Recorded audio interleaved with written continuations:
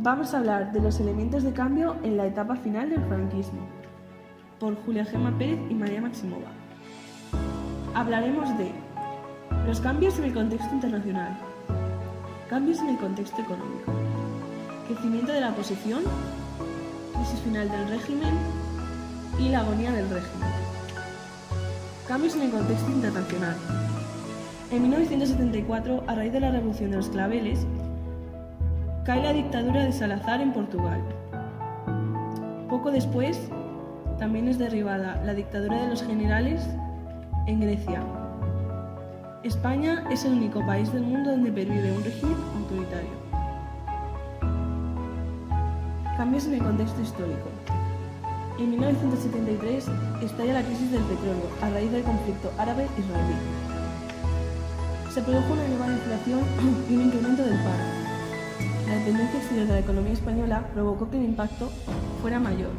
Dejan de fluir las inversiones extranjeras, los emigrantes españoles regresan y disminuye la llegada de turistas extranjeros. Crecimiento de la oposición.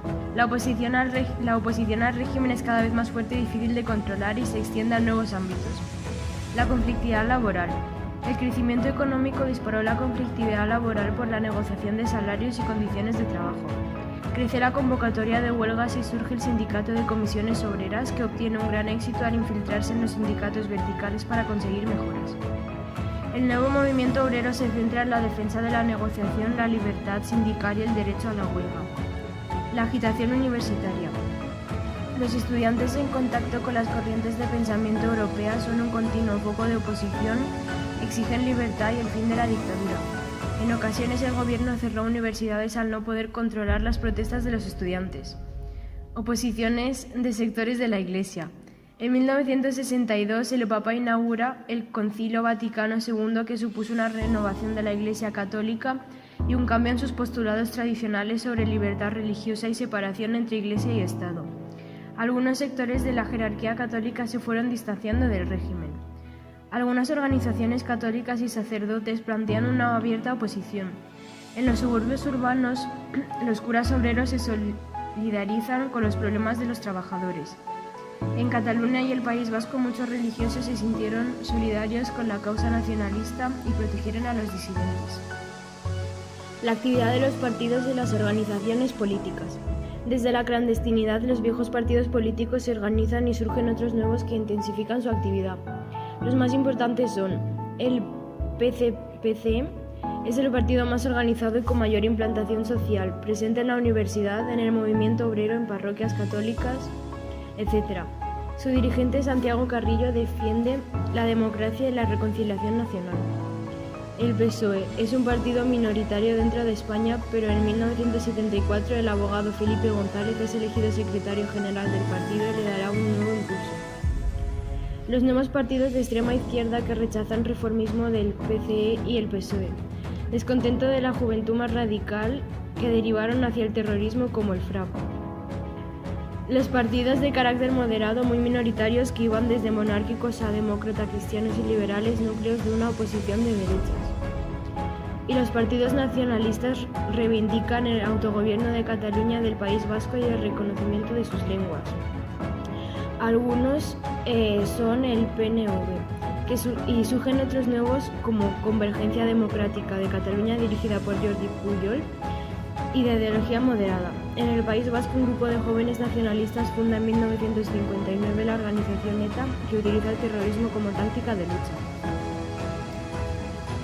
Crisis final del régimen. Durante los últimos años de la dictadura franquista se acentúa la crisis política del régimen.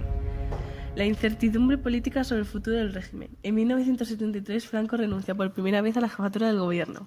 Como presidente del gobierno designa al almirante Carrero Blanco, pero en diciembre de ese año el nuevo presidente es asesinado por ETA.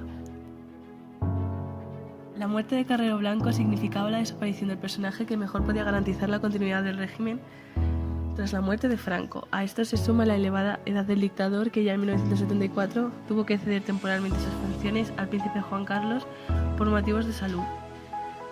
Cada vez crecen más las dudas acerca de si será posible la supervivencia del régimen sin Franco. El espíritu del 12 de febrero. Tras el asesinato de Carrero Blanco, Franco designa a Arias Navarro como nuevo presidente del gobierno. Pero ante la crisis política se produce una división de la clase política franquista que se extiende en dos posturas para afrontar la crisis. Los continuistas, también conocidos como el búnker, y con implantación en las Fuerzas Armadas y cuerpos de seguridad, se oponen a cualquier cambio, por tímido que sea, y están dispuestos a acentuar la represión y garantizar la continuidad del régimen.